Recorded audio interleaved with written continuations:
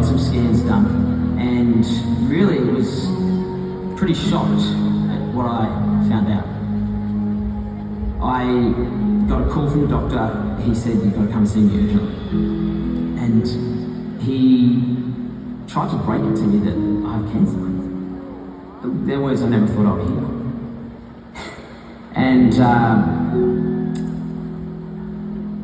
in that moment when he told me, "You've got cancer," I leapt into God. I made a choice. I'm going to believe you, God. I'm going to have faith no matter what.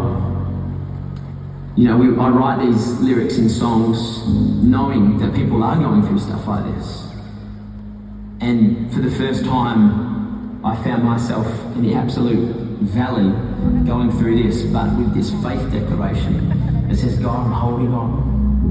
I'm going to keep believing."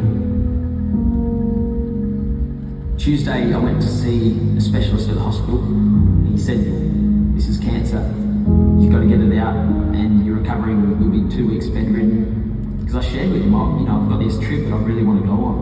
And he's like, "You shouldn't go on it." The hospital called me the next day and said, your surgery is going to be Monday, which would mean I only get 3 days to recover from a major surgery before I get to go to Asia. And it's just not going to happen.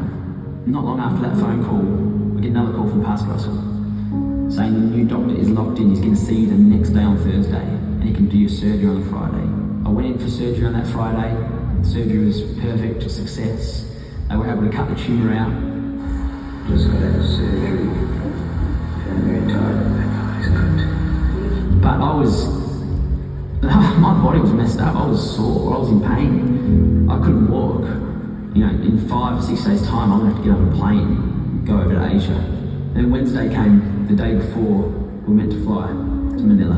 Had to go to see the doctor that Wednesday afternoon to get an official confirmation on whether I can fly or not.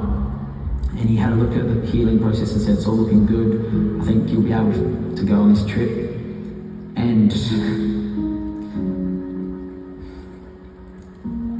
I remember when I was walking out, at that moment my CT scans came in, and he said they're all clear.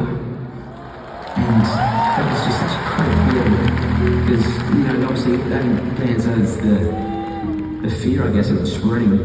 I left the doctors full of faith and just so excited that I was able to get on a plane. Up to this point, I still was hobbling around. I still couldn't walk properly, you know. Then I woke up Thursday morning, which was the day to travel, and I was walking perfectly fine. I walked into that airport, wasn't hobbling, and God just gave me strength. And as I was sitting there, I just felt so thankful to God and began to write this song called "God is on the Throne." And that was the statement that just kept coming to me, that, you know, these crazy things can happen in the natural, but at the end of the day, God is on the throne. So here we are in Manila. Made it finally. Pretty crazy to think.